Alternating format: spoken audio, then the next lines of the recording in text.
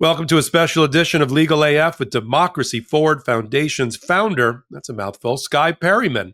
We have so much to talk about that Democracy Forward has accomplished or is about to accomplish in the last 24 hours.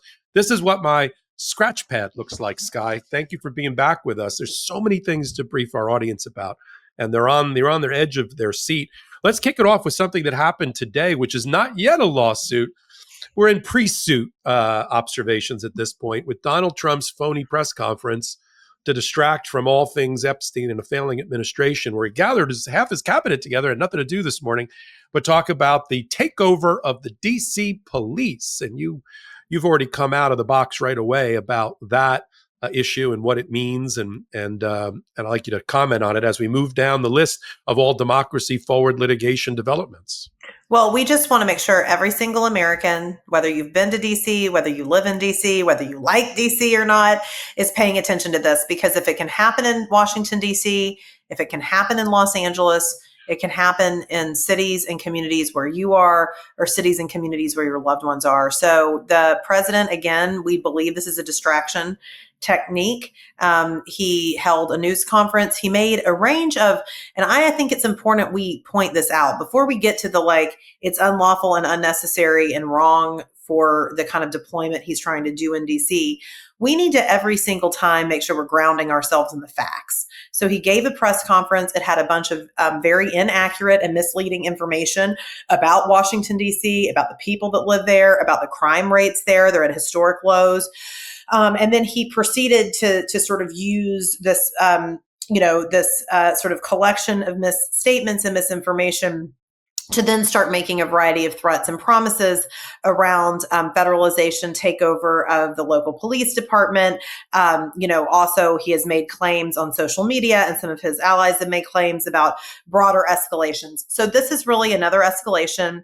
It is a distraction. It is unlawful. It's harmful. It's not making anyone's life better. No one's life got better because of this press conference or what he's going to do. So our team is monitoring it. There is such an amazing, always so kind to us on this show, but I'll say there is such an amazing pro-democracy community in this country of lawyers. They may not, some firms may be capitulating, but a lot are not. And everyone is working together, trying to do what we can to serve the American people in this moment. So I know you'll see more. The DC Attorney General, Brian Schwab, has already issued a statement as well, calling this unnecessary, calling it unlawful, and saying that they're considering all legal options. So we'll have to check in on it, but that was definitely a slow day today here. And your fast movement on it is very indicative of the DNA of Democracy Forward. That's why we want to have you on here. You guys are at the tip of the spear with over 80 cases.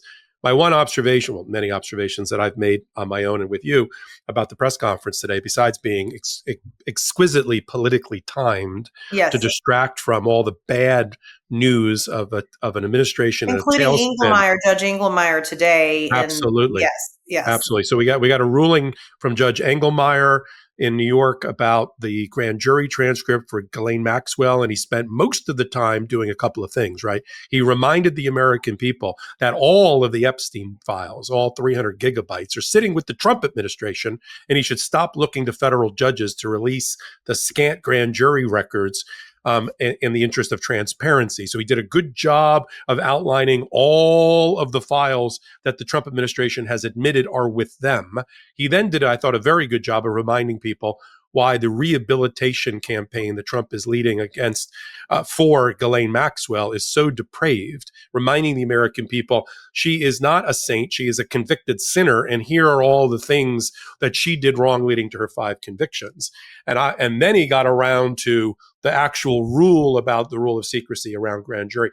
That setting the record straight is what one of your main jobs, and that's what we're looking to federal judges to do. And I think we saw it today. Yeah.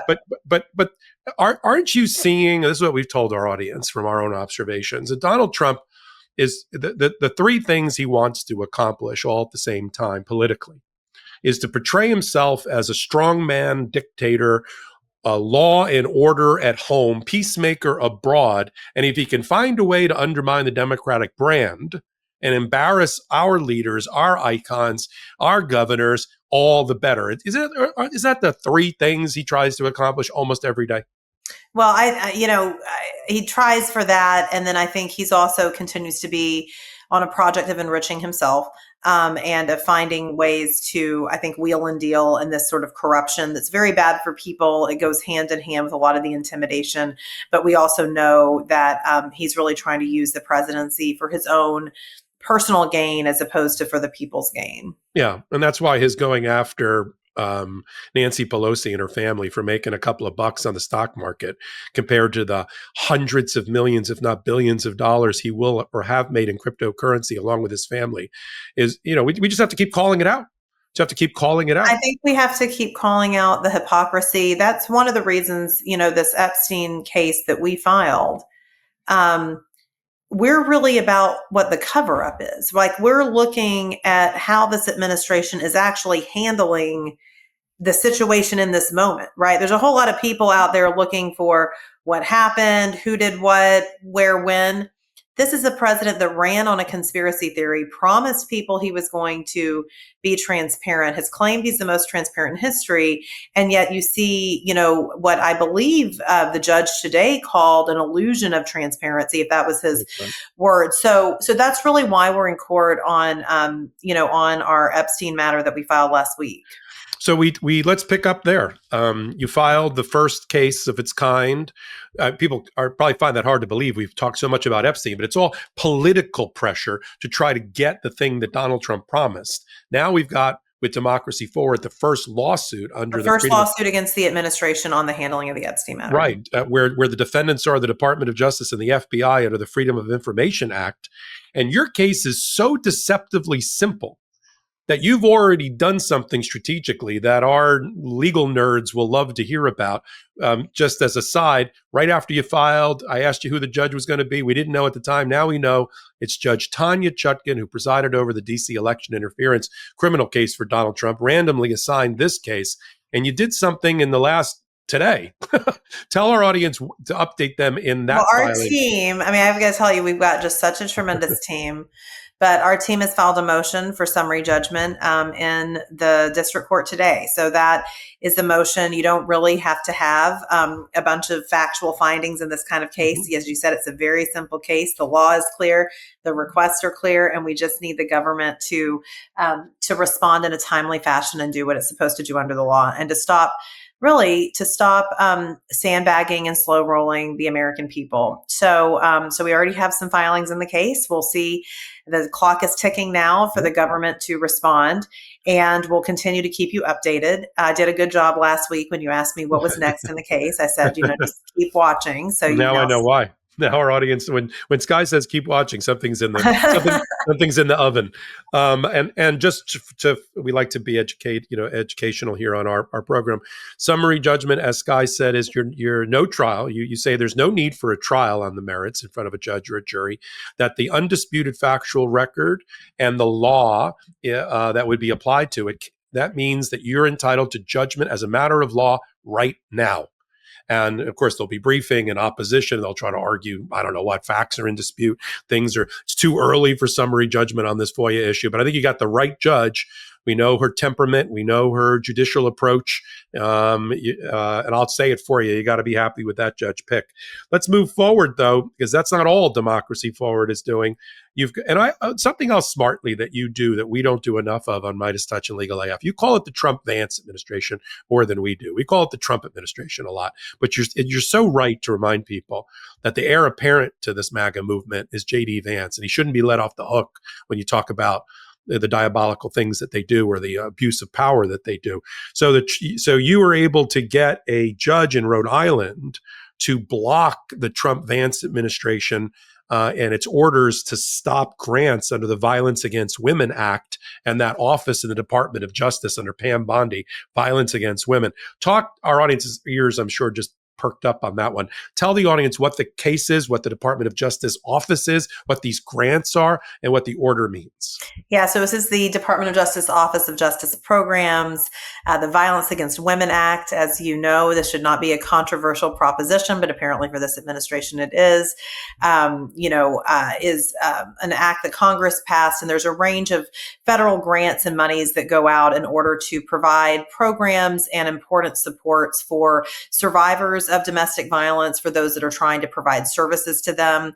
The National Women's Law Center is a partner with Democracy Forward on this case, and we have a really amazing coalition of so many groups on this case. But this is another situation where the Department of Justice put in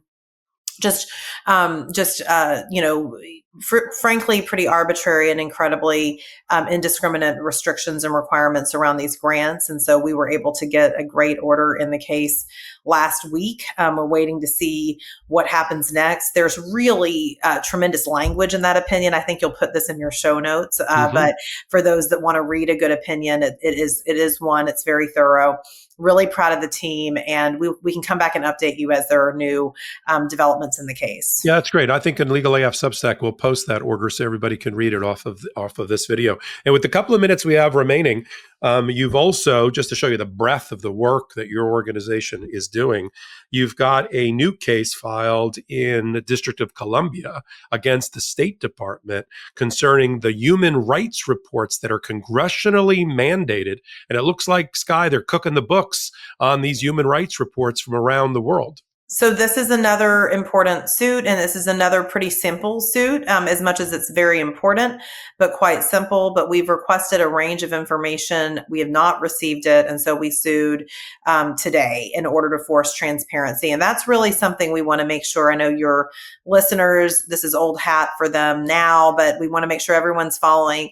The courts right now are a real tool for the American people to get transparency, because this administration, despite their claims, they're not being transparent. They haven't shown any willingness to be transparent, even to try to build some trust. And so the ability of the American people to file what we call Freedom of Information Act requests, to request records that are, should be public records that the people have a right to know, to require that the government respond to those. And then when they do not, to go to court and to force that transparency. That's a huge tool. And we're using it in a lot of ways. That's what we're using in the Epstein case. It's what we're using in this case. And we'll come back and talk about more. That the Freedom of Information Act, I think your listeners may know, but it was something that was signed into law during the course of the controversies around the Vietnam War, and where there was a lot of mistrust in government. President Johnson did sign it. Congress passed it. And it's really all about, and it's very important in this time for us to reflect on this, because it's about the people's right to know. But it's also about the people's, how are we supposed to have trust in our government if we can't know things, right? You don't just take the government's word for it. You have the ability to understand. And so it was also a trust building measure. And so it's no mistake that in this administration, we're having to go to court all the time to enforce our rights under that act, because they're just not interested in that transparency or in that trust. Yeah. And especially here on human rights, the fact that you had to bring it for the Council for Global Equality. Yes, we're really proud of our client. This is a really important case for our client. Yeah. Yeah. And that's what I wanted people to come away with now that we have Democracy Forward as a playlist on Legal AF. Sometimes we'll do one case and drill down when we have Skye or one of her lawyers. And sometimes we'll just talk about, because there's so many things that they've accomplished in the last 24 to 48 hours, summary judgments filed, orders obtained, new suits filed, all for different parties, all in the name of justice and our democracy. And that's what our audience is here for. And I'm so glad you're here for it too, Skye. Thanks for being with us. We look forward to the next update. Your team is great with sending us over all the orders and the complaints and the press releases, and we're ready to get you. Great. Well, let me flag one thing for your listeners. It's kind of cool. Great. So as we're in the summer and we're kind of coming to the end of summer, for some people already starting back to school, which is just terrible. The school starts so early. Oh my gosh. But we have this album, Democracy Forward, that we put together with the folks at Bitter Southerner. There's amazing best-selling artists on it. It's a double vinyl album. It's really cool, and you can purchase it through Bitter Southerner. But that's not what I'm talking about. There's now that entire album is for free on all the song compilations or on Spotify. And so if you need some tunes to sort of like get in a better mood or deal with the summer or just Trump's, taking over DC today, and you want some music to sort of process it, encourage everybody to find the Democracy Forward playlist. It's a way that we're gonna do some good, and we're gonna have some good music to do it by. So we can make sure you have that in the show notes too. That's great. We're going to put it right here. They're actually going to be in the notes. Look down below. You'll see Democracy Forward's music playlist on Spotify, and links to other things if you're interested in all things Democracy Forward. And all of these artists gave their songs for this double vinyl album and to support this fight. So we want to make sure everybody understands you're not alone. We're here fighting. There are artists out there. We're going to do this thing together. Great way to end our hot takes. Guys, thanks so much for being with us. We look forward to our next time together. I'm Michael Popok, and I got some big news for our audience.